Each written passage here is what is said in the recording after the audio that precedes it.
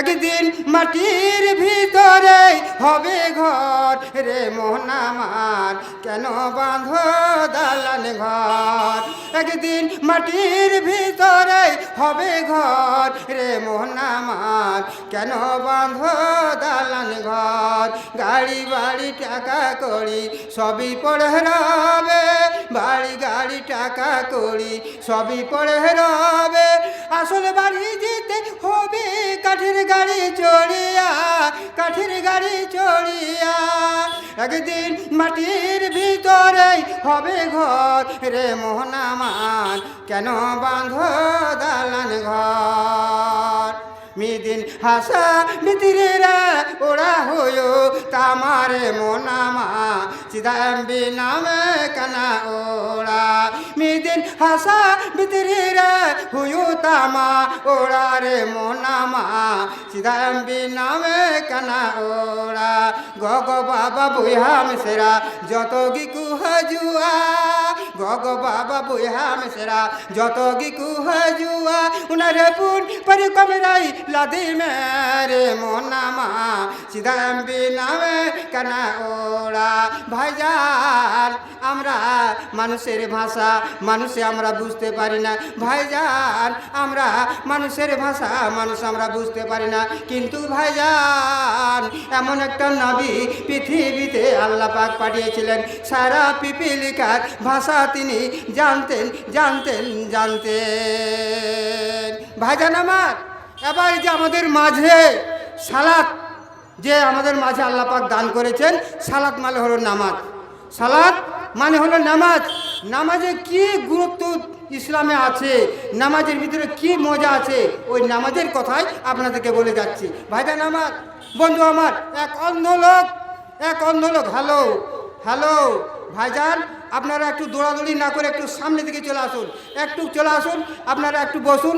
কেননা যেহেতু বাঘা বাঘা বক্তা এখন হয়তো বসা আছেন, ইনশাল্লাহ হ্যাঁ আপনারা আপনাদের মন জোড়া প্রাণ জোড়া হয়তো ওয়াজ নিশি করবেন। আপনারা একটু সামনের দিকে চলে আসুন, চলে আসুন তো, চলে আসুন ভাইজান, চলে আসুন। হানা দোলার না দুলারে কোরআন মাজিদ দুলার ভাই বাহি ভাই ভাই তেন তো কানা।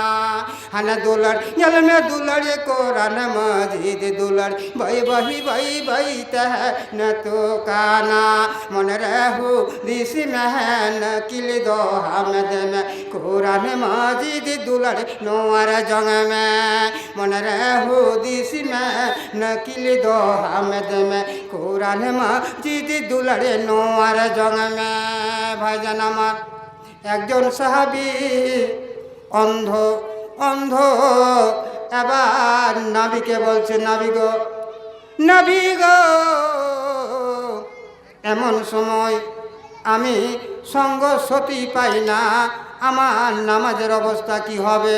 এবার নবী বলছেন, সাহাবী রে তুমি কি আজান শুনতে পাও? তুমি কি আজান শুনতে পাও? তো বলে হ্যাঁ আমি আজান শুনতে পাই। এবার নবী বলছেন, আজান শুনতে পেয়েছো, আজানের জবাব দিবে আর জামাতের সঙ্গে নামাজ তুমি পড়ে নেবে। একটা অন্ধ লোক নবীকে বলছে, নবী গো, যে কোনো সময় সঙ্গ সাথী পাই না, তাহলে আমার নামাজে কি হবে? ভাই আমার, বন্ধু আমার, এই অন্ধ লোককে নবী নামাজের ব্যাপারে ছাড় দেয়নি। কিন্তু আমরা ভালো মানুষ, আমরা অতঙ্গ পতঙ্গ যত যা আছে, আমাদের হাত পা জ্ঞান বুদ্ধি সবই আছে, কিন্তু আমরা নামাজ আমরা আদায় করি না। ভাইজান আমার, বন্ধুরে, ওই মা বোনদের জন্য মাসে মাসে হয়তো তাদের একটা ঋতু আসে, মাসে মাসে তাদের একজন যখন সেই মাসিকটা আসে, যার কারণে তাদের নামাজটা তখন একটু তাদের ঢিলা হয়ে যায়। বন্ধু, ওই মা বোনেরা পরবর্তীতে আদায় করে নেবে। মারে আমার, বোনেরে আমার, এবার তখন সেই আদায় করতে হবে না, আদায় করতে হবে না। যখন তুমি পাক পবিত্র হয়ে যাবে, সাফ যখন হয়ে যাবে, তখন তুমি নামাজ আদায় করে নিবে, আদায় করে নিবে, আদায় করে নিবে। ভাইজান আমার, আমরা আল্লাহ পাক আমাদেরকে নামাজে ছাড় দেয়নি। নামাজ আপনাকে অশ্লীলতা কাজ থেকে আপনাকে বাঁচাবে, নামাজ আপনাকে বিপদ থেকে রক্ষা করবে, নামাজ আপনাকে সৎ পথ আপনাকে দেখাবে, নামাজ আপনাকে সুদের কাজ থেকে আপনাকে বাঁচাবে, নামাজ আপনাকে জেনের কাজ থেকে আপনাকে বাঁচাবে। নামাজ যখন পড়বেন বন্ধু, বন্ধু মনে হয় আল্লাহ আমাকে দেখছে, আল্লাহ আমি আল্লাহকে দেখছি।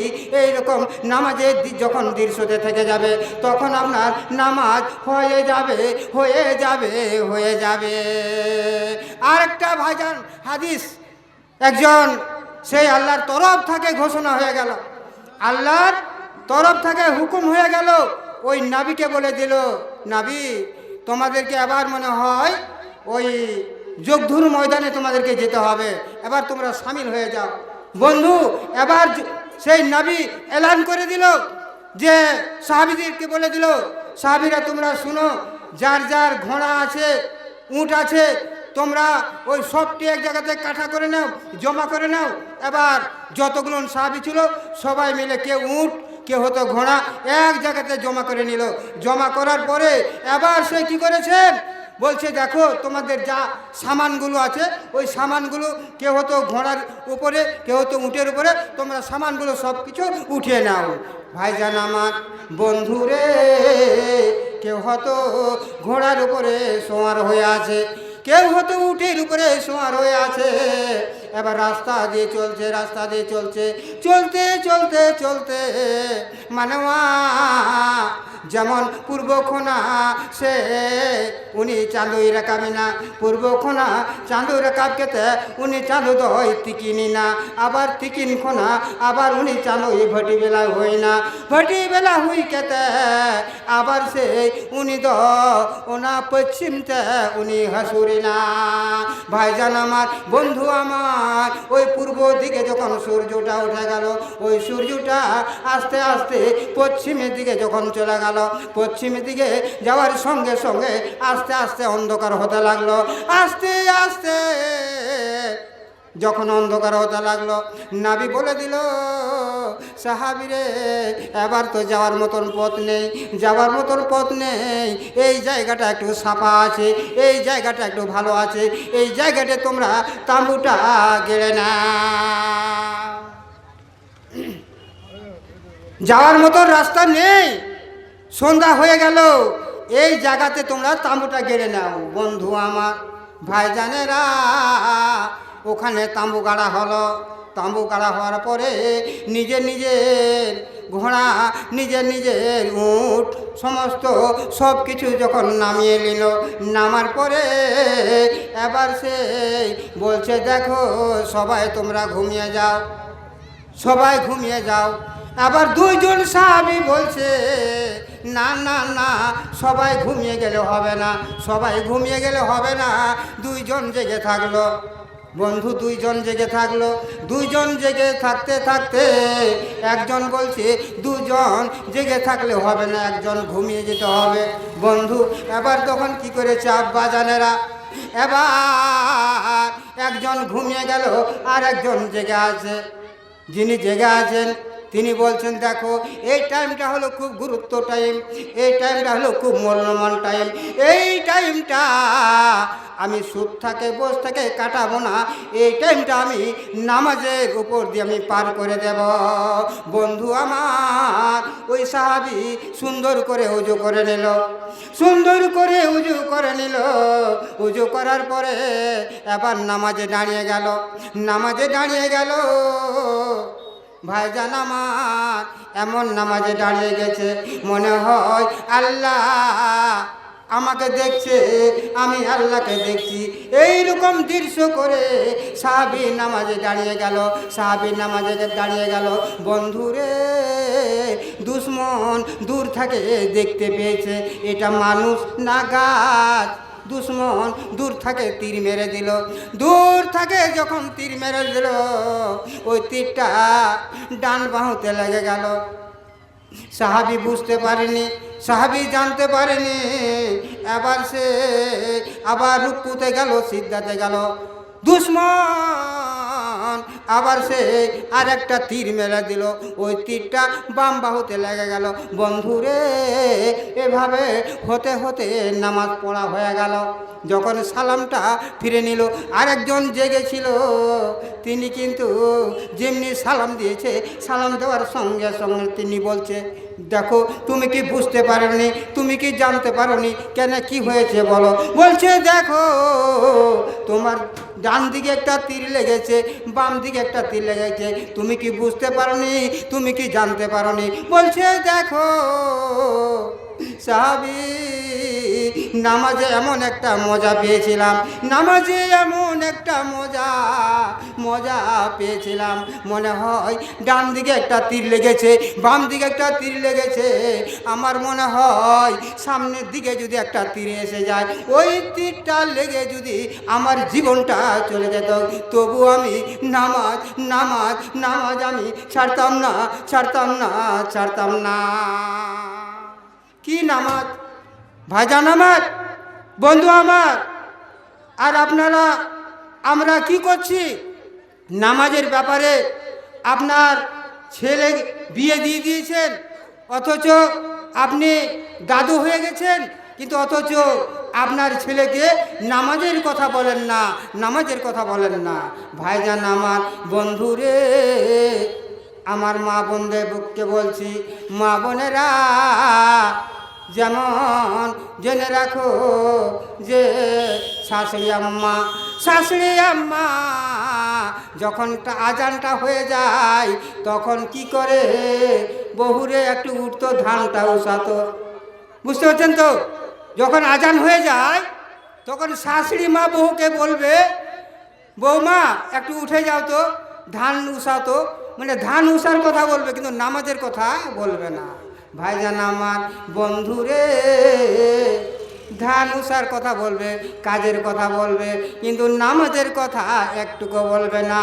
ভাইজান, আপনি নামাজ পড়বেন আর আপনার ছেলে, আপনার মেয়েকে নামাজ পড়ার কথা বলবেন, কেননা আপনি যখন মসজিদে নামাজ পড়বেন আর যখন বাড়ি থেকে আসবেন, যখনই আজান হয়ে গেল, আজান সঙ্গে সঙ্গে বাড়িতে যতগুলো ফ্যামিলি ছিল সমস্ত তাদেরকে বলে দিলে, বউ থাকে নিয়ে নিজের গিথান থেকে নিয়ে সমস্ত তাদেরকে ডাকে উঠিয়ে দিলে, উঠলে তোরা উঠ, আজান হয়ে গেল, তোরা নামাজ পড়েলে।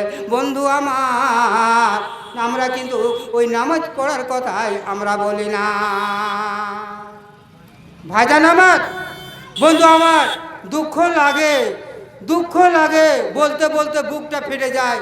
আজকে আমি কোন জায়গায় ছিলাম ভাইজান, কোন জায়গায় ছিলাম, আর কোন জায়গা থেকে আজকে আমি কোন জায়গাতে দাঁড়িয়ে গেছি আপনারা দেখেছেন, আপনারা তো বুঝেছেন, জেনেছেন। একজন হয়তো তিনি বেধর্মী, তিনি হয়তো আজকে আমাদের ইসলাম ধর্মের ভিতরে আজকে তিনি এসেছেন, আসার পরে হয়তো আজকে আমাদেরকে বুঝাচ্ছে, আমাদেরকে বলছে, দুঃখ লাগে ভাইজান, দুঃখ লাগে। ভাইজান আমার, বন্ধুরে, হাদিসে বলেছে, একটি ছেলে হোক একটি মেয়ে হোক, যখন তার 7 বছর বয়স হয়ে যায়, তখন আল্লাহ পাক বলেছেন তার পূর্ণ জ্ঞান হয়ে যায়। এবার যখন ওই ছেলেটা ওই মেয়েটাকে এবার ওই অবস্থায় আপনাকে যতগুলো নিয়ম কানুনগুলি আছে, সমস্ত নিয়ম কানুনগুলো আপনাকে শিখাতে হবে।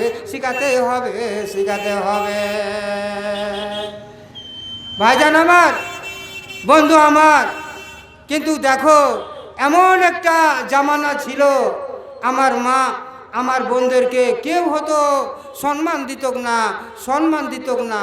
ভাইজান আমার, বন্ধুরে, আমার নাবি আপনার নাবি দুজাহানের বাদশাহ মরুর দুলাল মোহাম্মদুর রাসূলুল্লাহ সকলায় বলুন সাল্লাল্লাহু আলাইহি সাল্লাম। আল্লাহর নবী যখন পৃথিবীতে যখন আসেননি বন্ধু, আমার মা বোনদেরকে কেউ সম্মান করত না, কেউ তাদেরকে হতো উপাদান দিত না, সেই মা বোনদেরকে কেউ হতো সম্মান দিত না। একজন ইহুদি ছিল, ইহুদি এবার নিজের বিবিকে বলছে, বিবিরে আমি 12 বছরের জন্য আমি সফরে চলে যাব, আমি গর্ভবতী অবস্থায়।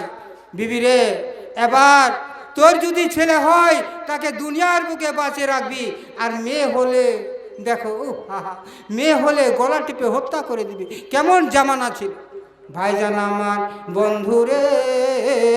এবার দেখুন দিন চলে যায়, হয়তো এমনিভাবে মাস এসে যায়, হতে হতে হতে হতে 12 বছর কেটে গেল বন্ধু।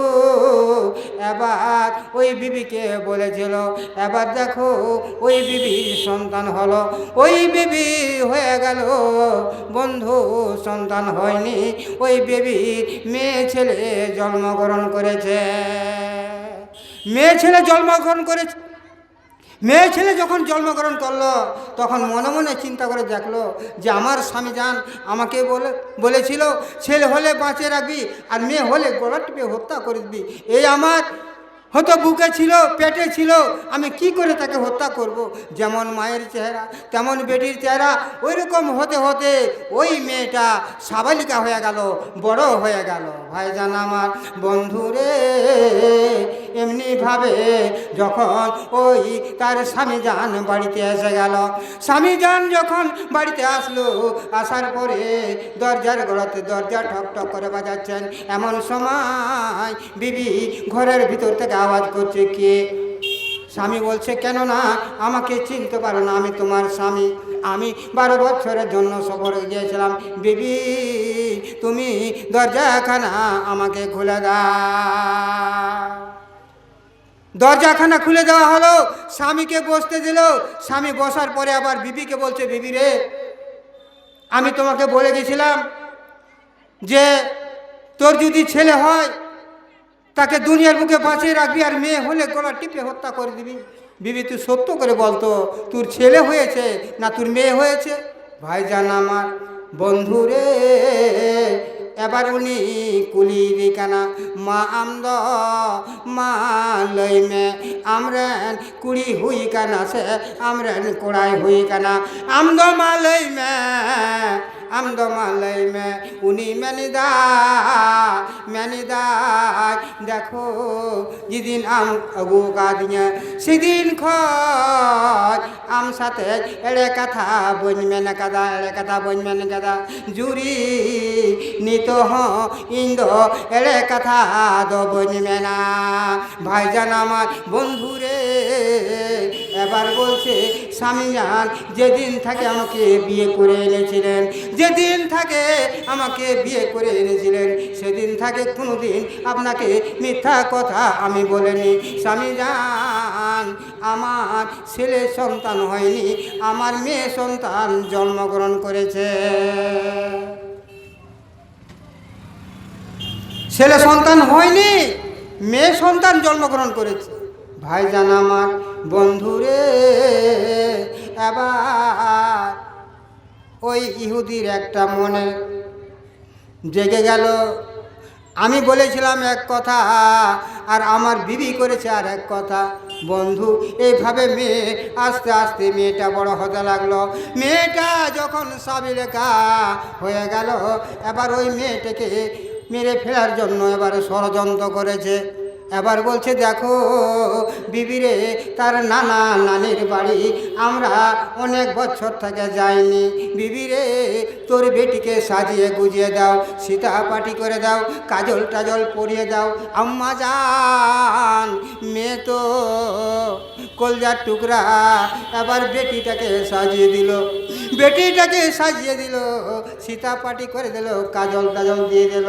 এবার সে ওই মেয়েটা রাস্তাতে কিছু খাবে বলে কিছু রুটি মুড়িগুলো কিছু বেঁধে দিল। এবার তার বাবা তার হাত ধরে তাকে নিয়ে চলে যাচ্ছে। যেতে যেতে চোদ্দ বৈশাখের মাস, অত্যন্ত রোদর সময়, হাঁটতে পারে মার নামে, চলতে পারে না। বলছে আব্বাজি, আব্বা আব্বা কত দূরে আছে আর নানা নানের বাড়ি? উনি কুড়ি বাই তাড়াম দাড়ি কেনা, বাই তাড়াম দাড়ি কেনা। চোদ্দ বৈশাখ সময় ডিহাটে সিতুঙে দা, ডিহাটে সিতুঙে দা মেন্দায় বাবা আর তিন ঝল রে মিনা মামা তাকে ওড়া, তিন ঝল রে মিনা মামা তাকে ওড়া। উনি তখন মেন্দা বেটি আমদ থিরু মে হানে গেল কানা মিটেন গাজার, হানে গেল কানা জঙ্গল। ওনা যখন লাং পারমা পারম কেতে আমরেন সেই নানা মামা তাকুড়া আমতিয়গা। ভাইজান আমার বন্ধুরে, এই মেয়েটাকে নিয়ে এবার বাপ বেটি চলতে লাগলো, বাপ বেটি চলতে লাগলো। চলতে চলতে চলতে সামনে একটা জঙ্গল আছে, নির্জন জায়গা।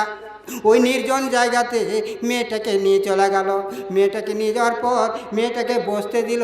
বসার পরে এবার ওই ইহুদি ব্যাগ থেকে একখানা শাবল বার করে নিল, ব্যাগ থেকে একটা শাবল বার করে নিল। শাবল বার করে এবার সেখানে কুমা খুঁড়তে লাগলো, কুমা খুঁড়তে লাগলো। ভাইজান, মেয়ে তো জানে না আমার আব্বা জান আমাকে এখানে পুঁতে দেবে, মেয়ে জানে না আমার আব্বা জান আমাকে এখানে পুঁতে দেবে। ওই গর্তখানা খোঁড়া হলো। গর্ত খোঁড়া যখন এক মানুষ যখন খোঁড়া হয়েছে, খোঁড়ার পরে আবার মেয়েটাকে বলছে, বেটি রে দেখ তো, বেটি দেখ গর্তটা কত বড় হয়েছে। এবার মেয়েটা দেখতে গিয়েছেন, এমন সময় পিছন থেকে ধাক্কা মেরে ফেলে দিল। ধাক্কা মেরে যখন ফেলে দিল, ইহুদির দয়া হলো না, ময়া হলো না। সামনে একটা পাথর ছিল, ওই পাথরটা উঁচু করে বুকের উপরে বসিয়ে দিল। বুকটা ফেটে গেল, বুকটা ফেটে গেল, ও রক্ত চিনকে হয়ে উঠে গেল। আব্বা আব্বা আব্বা আমাকে মেরো না। ভাইজান আমার, বন্ধু আমার, বুকটা ফেটে গেল। ইহুদির দয়া হলো না, ময়া হলো না। বন্ধু আমার, আজকে উদ্দেশ্যটা হলো যে আজকে কবরস্থানের আজকে হতো জলসা। বন্ধুরে, কোন আল্লাহর বান্দা আছে 5,000 টাকা দেওয়ার মতন? আমি হতো চলে যাব, আমি দোয়া করে দেব। কোন আল্লাহর বান্দা আছে 5,000 টাকা দেওয়ার মতন? 5,000 টাকা দেওয়ার মতন?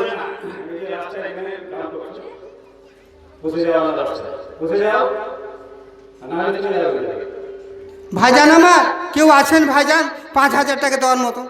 আমি আপনাদের মাঝে একটু দোয়া করে যাব ভাইজান। আল্লাহ পাক বলেছেন 3 জনের দোয়া কবুল হবে। আল্লাহ বলেছেন 3 জনের দোয়া কবুল হবে। একজন হলো মা বাবা, আর একজন হলো মাজনুম মুসাফির। আমি মুসাফির হিসাবে একটু দোয়া করে দেব। কোন মার হয়তো ছেলে আছেন, যে মা 10 মাস 10 দিন পেটের ভিতরে রেখেছিল, কত পেটের ভিতরে হয়তো কত পুরা মেরেছিলে, কত লাথি মেরেছিলে, সেই মা দুনিয়া ছেড়ে চলে গেছে। হয়তো কুইন্টালে কুইন্টালে বুকের উপরে মাটি চাপিয়ে রেখে দিয়েছ। কোন আছেন আল্লাহর বান্দা 5,000 টাকা দেওয়ার মতন? কেউ আছেন ভাইজান? আছেন ভাইজান 5,000 টাকা দেওয়ার মতন?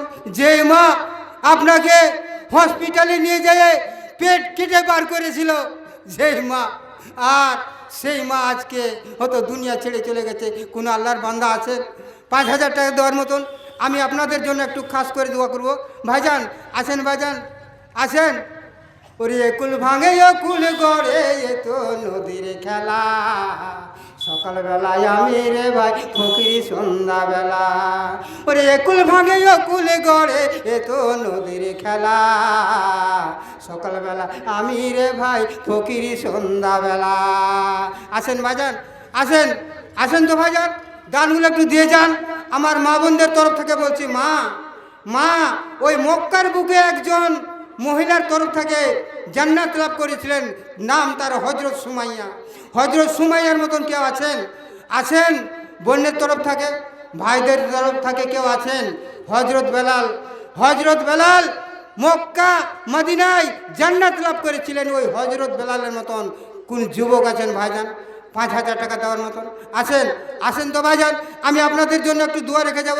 আসেন, আসেন ভাইজান, আপনাদের দান হারাবে না, পালাবে না, আগুনে পুড়বে না, পানিতে ডুববে না, আপনাদের দান 7 কাজারে থাকবে। ভাইজান আমার, দানকারী মাতা পিতা সুখেতে রাখিও, এহ কাল পরকাল রাখিও ভালো।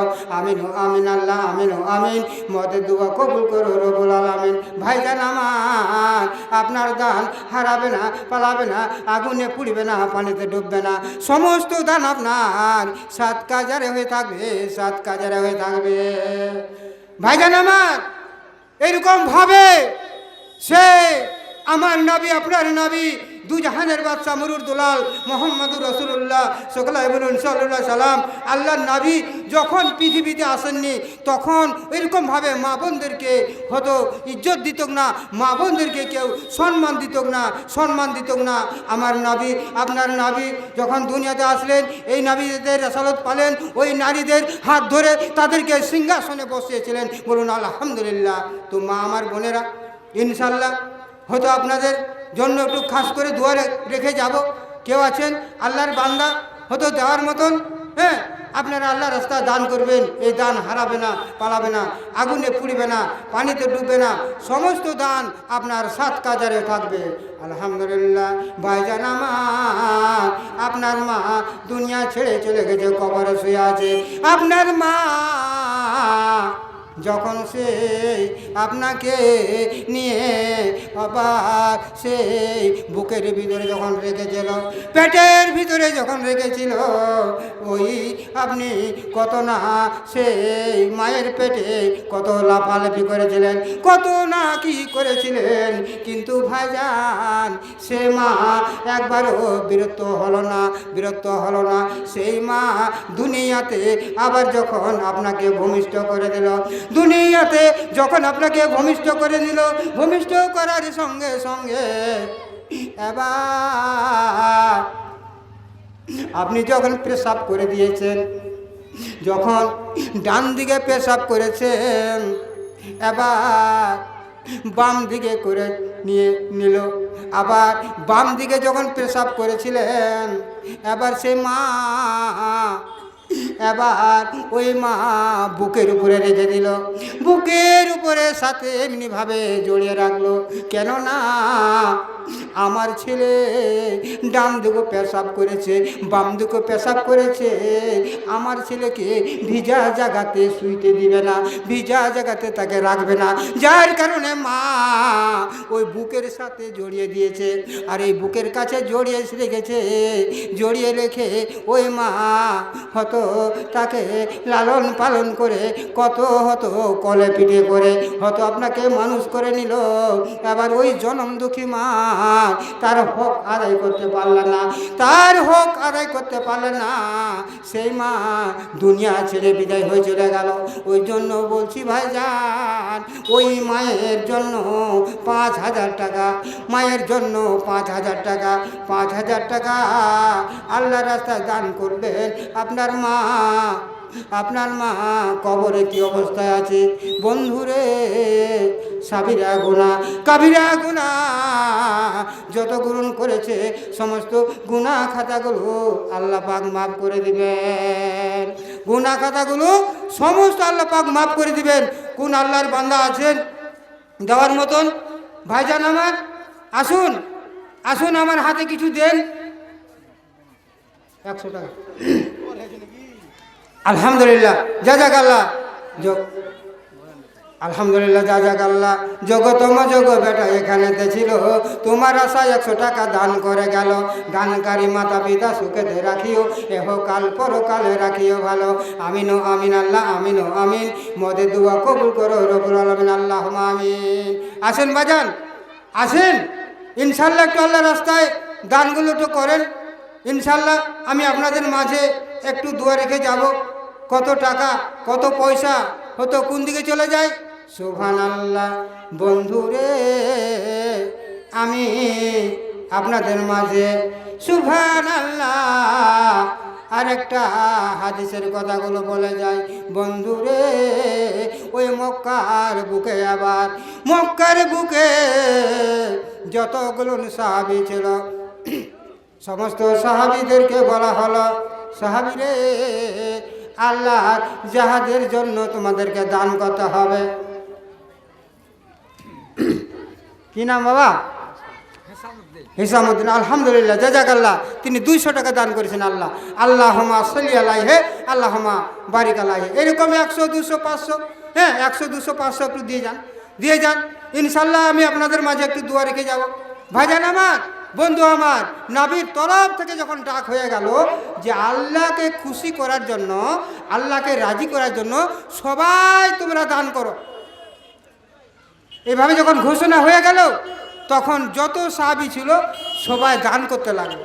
ভাইজান আমার, বন্ধু, এবার আবু বকর দানের কথা শুনলেন। আবু বকর দানের কথা শুনলেন, শোনার সঙ্গে সঙ্গে এবার সে বাড়ি চলে গেল।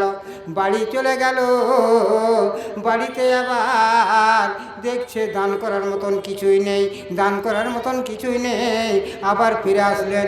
ফিরে আসার পর নবীকে বলছে, নবী গো, আপনি যে দানের কথা বলেছিলেন, কিন্তু আমি বাড়িতে গিয়েছিলাম, বাড়িতে যেয়ে দেখলাম দান করার মতন কিছুই নেই।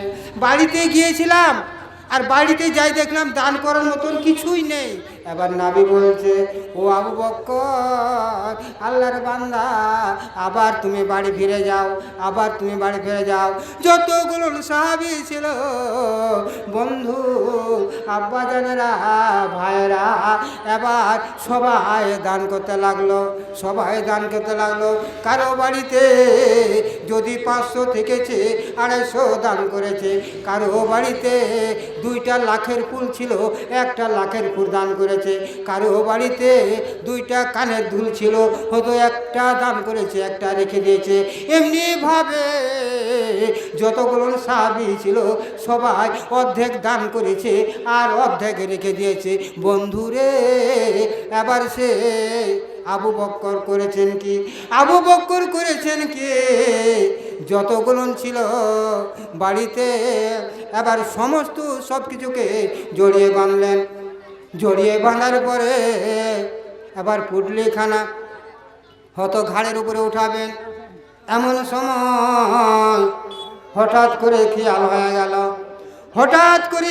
হয়ে গেল বাড়িতে যা ছিল সব কিছু আমি দান করে দিলাম, কিন্তু বাড়িতে রেখে দিলাম আল্লাহ এবং আল্লাহ নবীর কথা।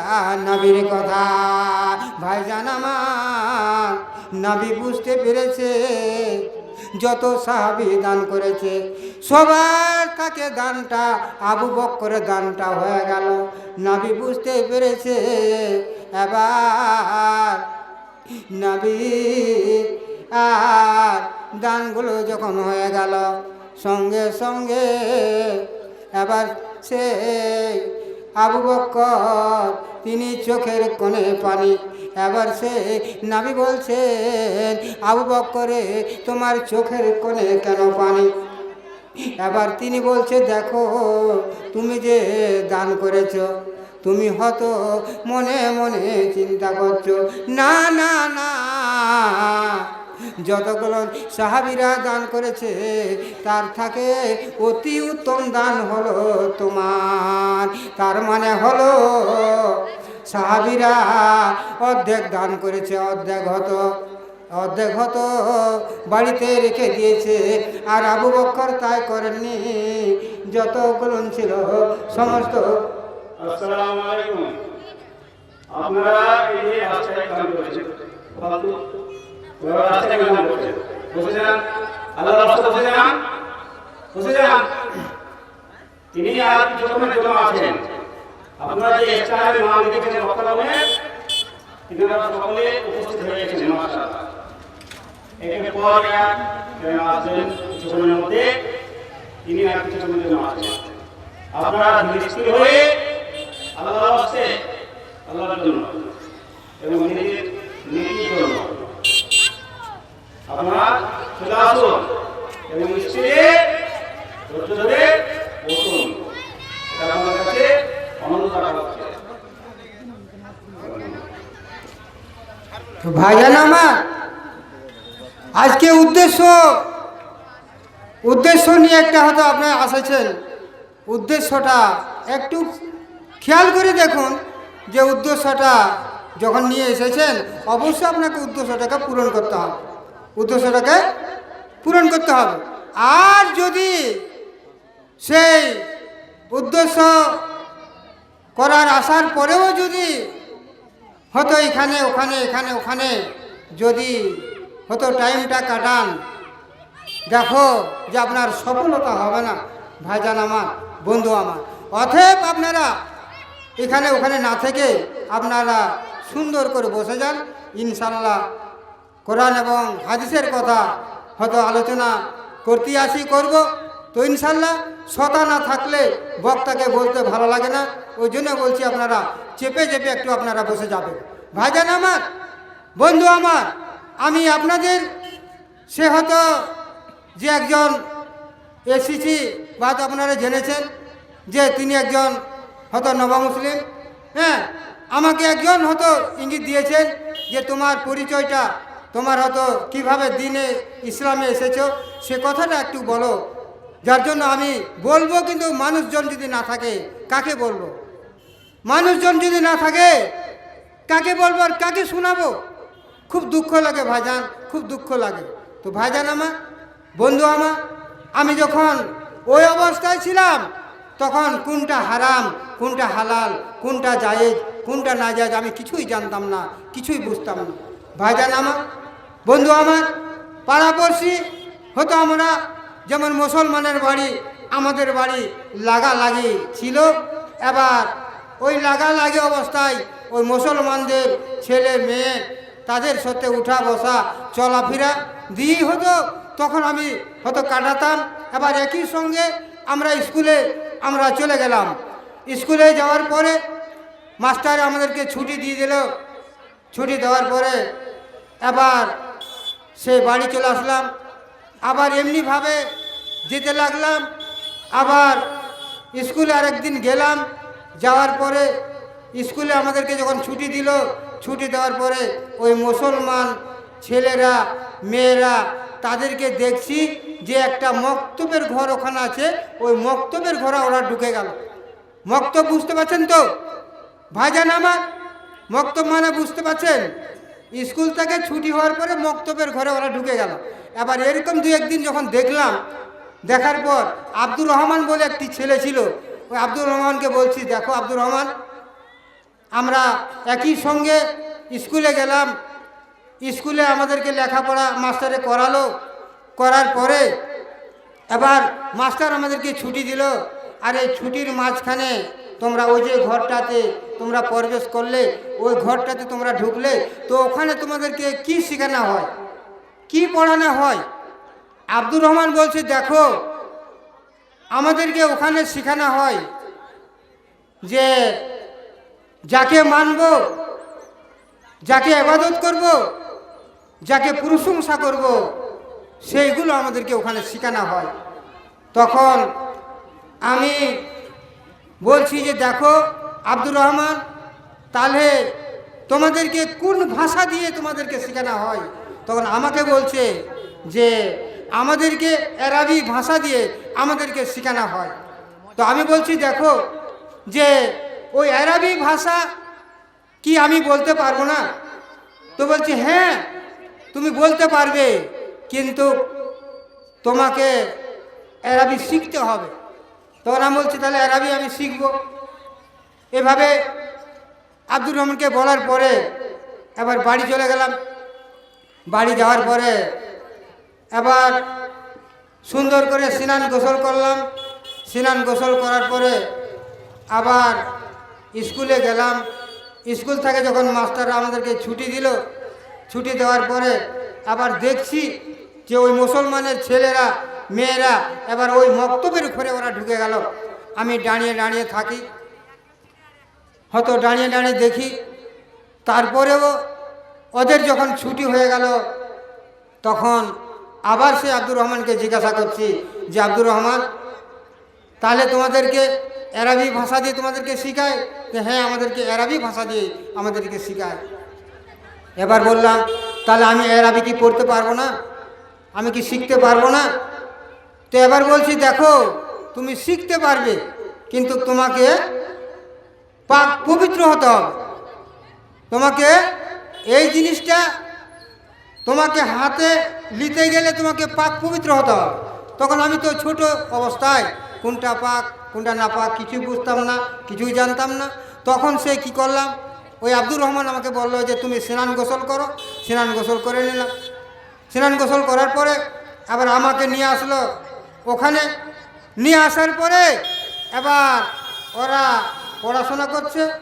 পড়াশোনা করার পরে আবার তখন কি করেছে, আমাকে একখানা সিপারা আমাকে দিল। একখানা সিপারা আমাকে দিল। দেওয়ার পরে আমাকে বলছে তুমি পড়ো। এখন আমি বাংলা জানি, ইংরাজি জানি, হ্যাঁ, আমি তো এরাবি জানি না। আমি তো এরাবি জানি না। তখন আমাকে বলছে তুমি পড়ো। তখন আমি বলছি না, আমি পড়তে পারবো না।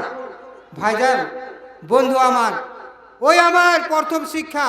তখন এইভাবে তখন কি করলাম, ওই আব্দুর রহমান আগে আগে বলে যায়, আলে বেতে করে বলে যায়, আমি পিছনে পিছনে আমি তার সঙ্গে সঙ্গে বলি। ভাইজান, বন্ধু আমার, এইভাবে পড়তে পড়তে পড়তে অনেক কিছু পড়ে নিলাম। অনেক কিছু পড়ে নিলাম।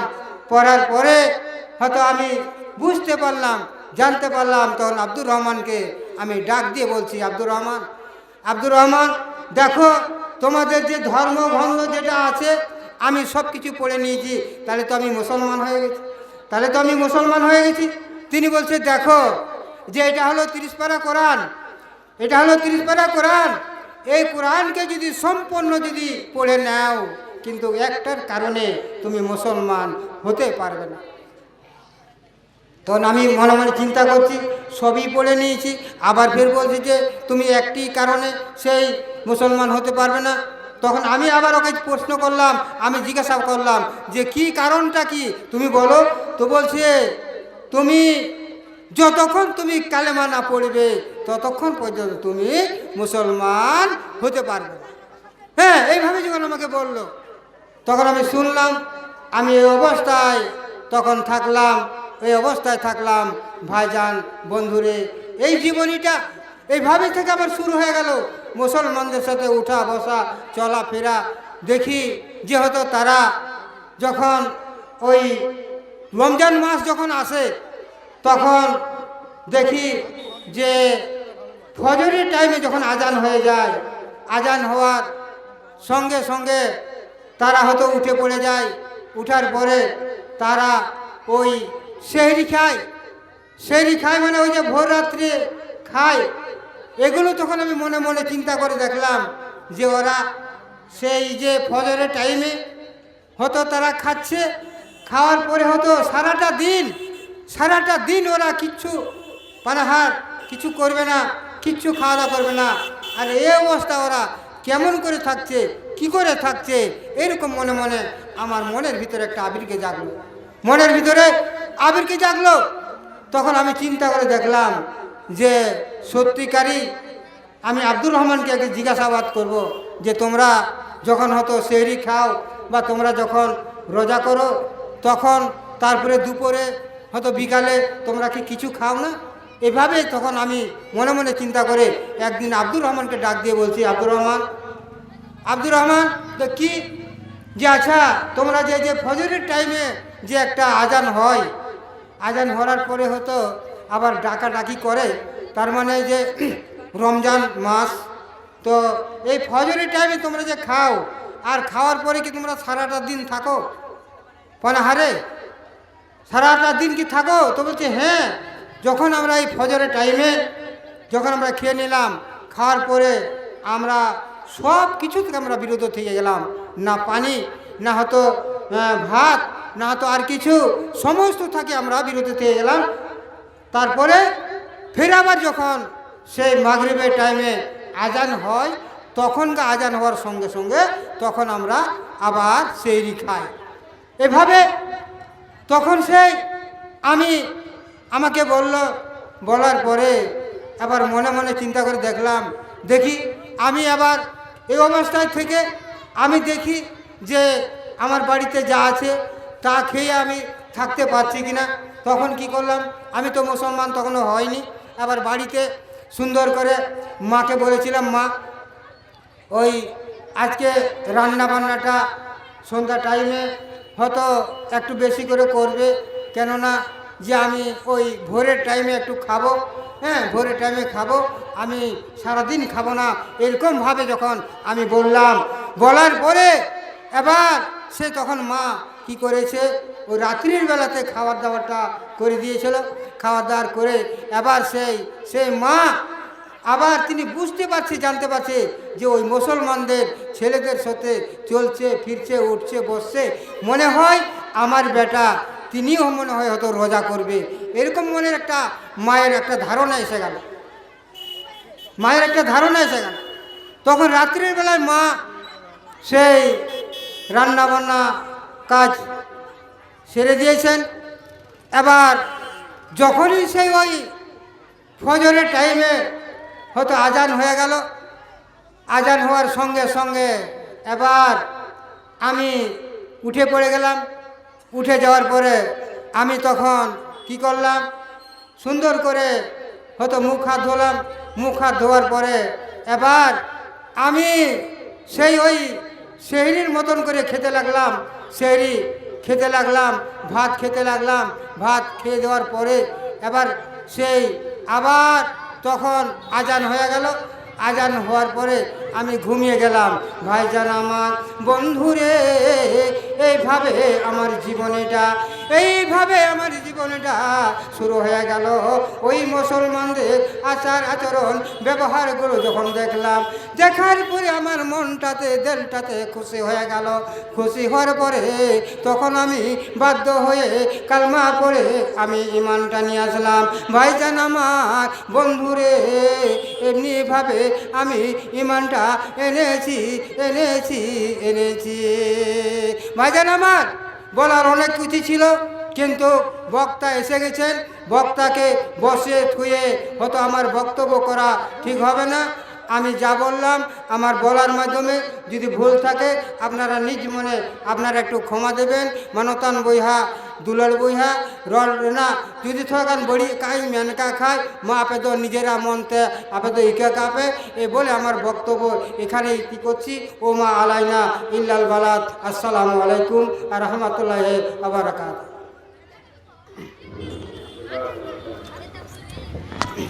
इस्लाम की फितरत में कुदरत ने रखी है।